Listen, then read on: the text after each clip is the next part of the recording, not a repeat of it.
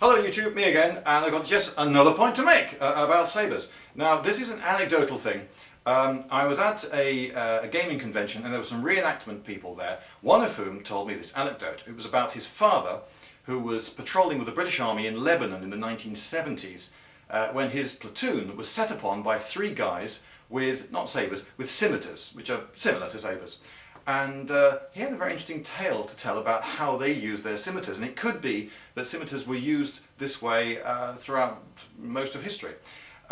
They didn't hang back and take dirty great slashes at the soldiers with their swords like this. No, instead they held their scimitars very close to their bodies and made use of the fact that most of the back of the scimitar is blunt, so that they could actually press against it and keep the sword very, very close to them like this. Now, these guys burst out of a crowd, and the British soldiers had the old FN, the Belgian FN rifle, the big sort of long self-loading rifle, very powerful, very accurate, very popular, therefore they replaced it with the SA-80. But it's quite a long rifle, and if you're right next to someone with one of these, you can be slicing at them, whoosh, and then maybe making short thrusts, and doing them all sorts of mischief.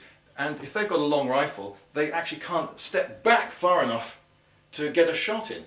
And it seems that these three guys took on a platoon, and they wounded 17 members of the platoon before anyone was able to get back and get a shot in. Admittedly, part of the reason that it was difficult to get a shot in was that an FN rifle will go through someone and then through a few other people because it's very powerful.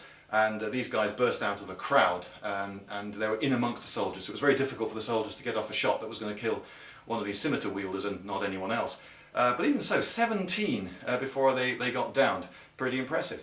And given that curved blades are actually quite awkward things to wield like this, particularly if you want to use them for parrying as well as attacking, I found that quite convincing, that maybe that is the way you use a scimitar. You get in like that, rather than fight in the more Western style.